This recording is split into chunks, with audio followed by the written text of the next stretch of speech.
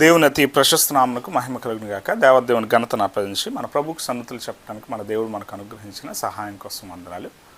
మరొక రోజు మండలకారంలో 11వ రోజు శుభాలు నేను మీకు తెలియజేస్తున్నాను. నేటి అంశము ప్రేమ. గ్రీకు పదాలలో మనం చూస్తూ ఉంటే అగాపే, ఫిలియో, ఎరోస్ అనేటువంటి పదాలు ప్రేమ అనే పదానికి ఉపయోగింపబడ్డాయి. ఈరోజు మనం ఆలోచన చేస్తూ ఉంటే యేసుక్రీస్తు ప్రభువారికి ధర్మశాస్త్ర ఉపదేశకుల నుండి ఒక ప్రశ్న. ఇదిగో దేవుడు అనుగ్రహించినటువంటి ఆజ్ఞల్లో ఏది ప్రాముఖ్యమైన ఆజ్ఞ అని చెప్పి ప్రభువు ముందు పరిశీల నోరును యేసుక్రీస్తు ప్రభువారు మూయించారని తెలిసిన తర్వాత ధర్మశాస్త్ర ఉపదేశకులు ప్రభువారిని ప్రశ్నించిన విధానం నేటి పాఠంలో అది కనబడుతున్నటువంటి సత్యం చూస్తాము. మత్తయి సువార్త 22వ అధ్యాయం 34వ వచనం నుండి అక్కడ మనము గమనం చేస్తూ ఉంటే ఇక్కడ ఈ ప్రశ్న అది యేసుక్రీస్తు ప్రభువారిని ప్రశ్నించిన విధానం ఉంది. సద్దుకేయుల నోరు మూయించినని వారు గ్రహించిన తర్వాత 34వ వచనం చూస్తూ ఉంటే ఆయన సద్దుకేయుల నోరు మూయించినని పరిసయ్యులు విని కూడి వచ్చిరి. వారిలో ఒక ధర్మశాస్త్ర ఉపదేశకుడు ఆయనను శోధించు, బోధకుడా, ధర్మశాస్త్రంలో ముఖ్యమైన ఆజ్ఞ ఏదని అడిగాను. యేసుక్రీస్తు ప్రభువారు దీనికి సమాధానం చెప్తూ, అందుకైన నీ పూర్ణ హృదయంతోనూ నీ పూర్ణాత్మతోనూ నీ పూర్ణ మనస్సుతో నీ దేవుడైన ప్రభువును ప్రేమింపవలననేదే ఇది ముఖ్యమైనది మొదటియునైన ఆజ్ఞ. నిన్ను వల్ల నీ పొరుగువాన్ని ప్రేమింపవలనని రెండో ఆజ్ఞయు దాని వంటిదే.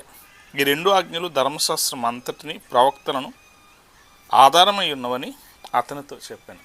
యేసుక్రీస్తు ప్రభువారు ఇక్కడ సమాధానం చెప్తున్నటువంటి మాట చూస్తూ ఉంటే, ఇదిగో మీరు తెలుసుకోవాల్సిన సత్యం ఏమిటి అంటే ప్రేమ అనేది చాలా ప్రాముఖ్యమైనది. ధర్మశాస్త్రంలో మొదటి ఆజ్ఞ యెహోవాను మాత్రమే ఆరాధించాలి, దేవుణ్ణి మాత్రమే పూజించాలి అనేది ప్రేమకు నిదర్శనమైన ఆజ్ఞ. అలాగే రెండవది కూడా అని ఆలోచన చేస్తూ ఉంటే, నిన్ను వలె నీ పొరుగువారిని ప్రేమించడానికి నువ్వు చేయాల్సింది ఏమిటి అంటే నీవు ప్రవర్తించాల్సిన ప్రవర్తన అనే స్థితి అనేది ఏదైతే దాసుని మీద అధికారాన్ని, దాసునికి ఉన్నటువంటి విడుదలను, నీవు నీ నైతికతను పాటించేటువంటి స్థితుల కోసం వ్యభిచరింపక, దొంగిలిక, నీవు నరహత్య చేయక, ఈ ప్రవర్తించాల్సిన ప్రవర్తన అంతా కూడా అది ఎలాంటిది అంటే నీ దాసుని దాని మీద నీవు అధికారం చూపించక నీవు ప్రవర్తించాల్సిన విధానం ప్రేమను కలిగి ఉన్నటువంటి స్థితే అనే మాట ప్రభువారు చెప్పారు. ఈరోజు మనం ఆలోచన చేయాల్సిన సత్యం ఏమిటంటే ప్రేమ అనే మాట వాస్తవానికి అది చాలా చిన్నదిగా కనపడుతుంది, కానీ దాని లోతును ఆలోచన చేస్తే దాన్ని అర్థం చేసుకోవటం చాలా కష్టం. ఎందుకోసం అంటే మనం గమనం చేయాలి. ఎరోస్ అనే మాట, ఫిలియో అనేటువంటి మాట, అగాపే అనే మాట. అగాపే అనే మాట అది దేనికి అంటే దైవికమైన ప్రేమను సూచించేది. అది ఎలాగున అంటే బేదల పట్ల కనికరము కలిగి దేవుని ప్రేమించే విషయాలు అది ఎలా ఉండాలి అంటే నీలో దేవుని మనస్సు ఉండాలి. ఆ విధానం ఉంటే గనక నీవు భరించే స్థితి కలిగి ఉంటావు, స్వార్థం లేక ప్రేమిస్తావు. ఇహలోకంలో ఉన్నటువంటి ఫిలియో అనే ప్రేమ సోదర ప్రేమ అయినా, లేదు ఎరోస్ అనేటువంటి ప్రేమ భార్యాభర్తల మధ్య ప్రేమ అయినా అది స్వార్థాన్ని కలిగి ఉంటుంది. నన్ను మాత్రమే, నేను మాత్రమే, నా భర్త నాకు మాత్రమే సొంతం. అది నమ్మకత్వానికి నిదర్శనమైనటువంటి స్థితే. అయినా కూడా దానిలో ప్రేమ ఉంది, దానిలో స్వార్థం కూడా ఉంది. ఈరోజు ఆలోచన చేయాలి. కానీ దైవిక ప్రేమ ఎలాంటిది అంటే నిస్వార్థమైన ప్రేమ. నిన్ను ప్రేమించే విధానంలో ఆ స్థితి ఎలాంటిది అంటే కనికరము చూపించే ప్రేమ దానిలో ఉంది. తప్పు చేసినా క్షమించే స్థితి ఎక్కడ వస్తుంది అంటే బంధాల్లో క్షమాపణకు అది తావులేనట్టుగా స్థితి ఉంటుంది. భార్య భర్తల మధ్య ఉన్నటువంటి ఆ ప్రేమలో ఒకవేళ ఎవరినైనా భర్త వేరుగా ప్రవర్తించిన స్థితి ఉంది అని అనుకుంటే భార్యాభర్తల మధ్య ఉన్నటువంటి ఆ ప్రేమ ఏం చేస్తుందంటే స్వార్థంతో నిండి ఉంది కనుక ఖచ్చితంగా అది విడాకులు కోరుకుంటుంది.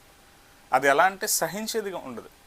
అలాగే సోదరుల మధ్య కూడా ఆలోచన చేస్తూ ఉంటే సోదరుల మధ్య ఉన్నటువంటి రక్త సంబంధం, బంధం అనేటువంటి స్థితిలో ఒకవేళ సోదరుడు కంటే వేరొక వారిని, నీ ఆస్తిని ఒకవేళ నీ సోదరుడు కాక ఎవరికైనా ఇచ్చావంటే అక్కడ నీ బంధం అదేమవుతుందంటే పాడైపోతుంది.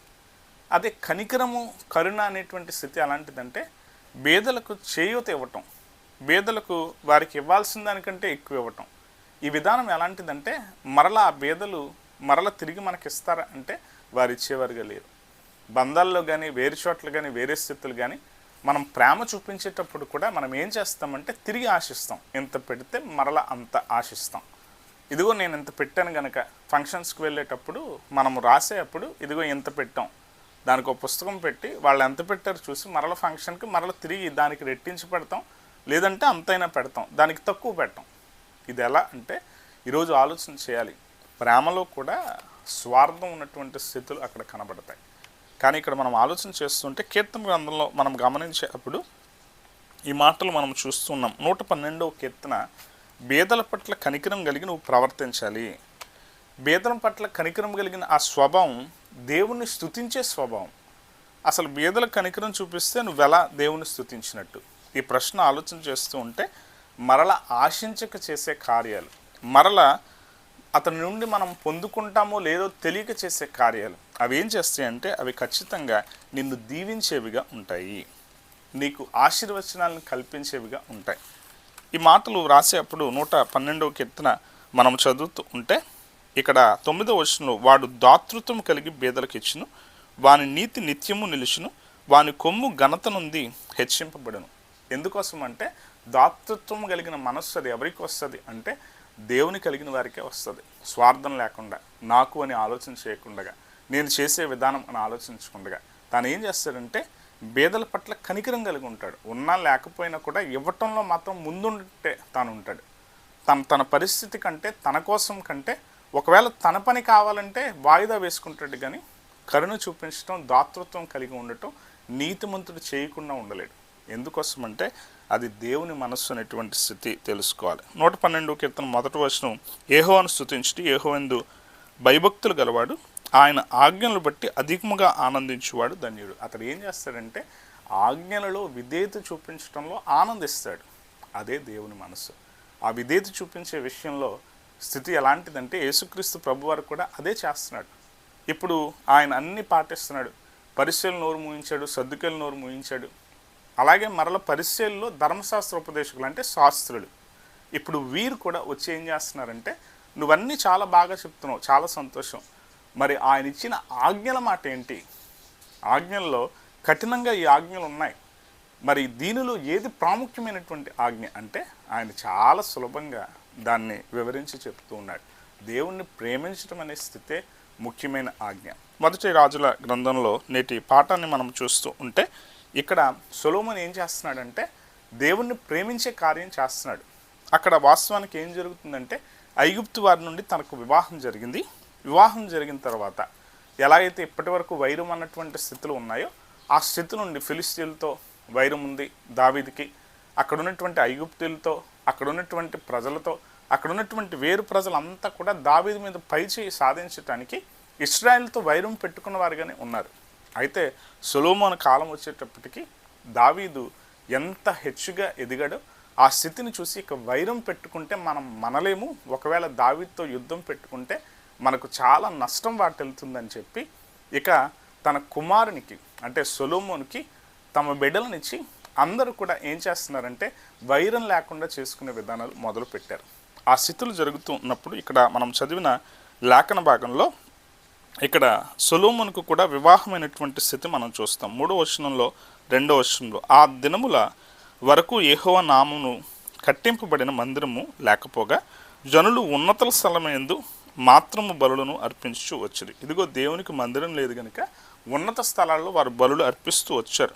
తన తండ్రిని దావీదు నియమించిన కట్టడలను అనుసరించు సొలొమోను యెహోవా యందు ప్రేమించును గాని ఉన్నత స్థలమందు అతడు బలులు మాత్రము అర్పించుచు ధూపం వేయచ్చు నుండెను. దేవుని ప్రేమిస్తూనే ఉన్నాడు. అలాగే ఇక్కడ తాను ఏం చేస్తున్నాడంటే ఉన్నత స్థలంలో బలులు అర్పించడం మానకుండా తాను 4వ వచనంలో గిబియోను ముఖ్యమైన ఉన్నత స్థలమై ఉండేను కనుక బలులను అర్పించుటకై రాజు అక్కడికి పోయి ఆ బలిపీఠం మీద 1000 దహన బలులు అర్పించెను. తాను అర్పించే విధానంలో కూడా ఎలా ఉన్నాడంటే రాజుగానే ఉన్నాడు కనుక ఆ రాజు ఘనత దేవుని పట్ల ప్రేమగా కూడా చూపించే విషయంలో అన్ని ఘనమైన కార్యాలు చేస్తున్నాడు. మొదటి వచనం చూస్తుంటే, తరువాత సొలొమోను ఐగుప్తు రాజు అయిన ఫరో కుమార్తెను పెండ్లి చేసుకుని అతనికి అల్లుడాయను. తన నగరును యెహోవా మందిరమును యెరూషలేము చుట్టూ ప్రాకారమును కట్టించుట ముగించిన తర్వాత ఇప్పుడు ఏం చేస్తున్నాడంటే ఐగుప్తుకు ఎలా అయితే ఫరో ఉన్నాడో ఫరో కుమార్తెను పెళ్లి చేసుకున్న తర్వాత యెరూషలేము చుట్టూ కూడా ఒక గోడ కట్టించాడు. ఆ గోడ ఏంటంటే ఇది యెరూషలేము పట్టణము. అప్పటి వరకు దేవాలయ ఘనతను చూసి దేవాలయంలో ఉన్న బంగారం కోసం అనేకులు దాడి చేయటం మొదలు పెడుతూ దాడి చేస్తూ ఉండేవారు.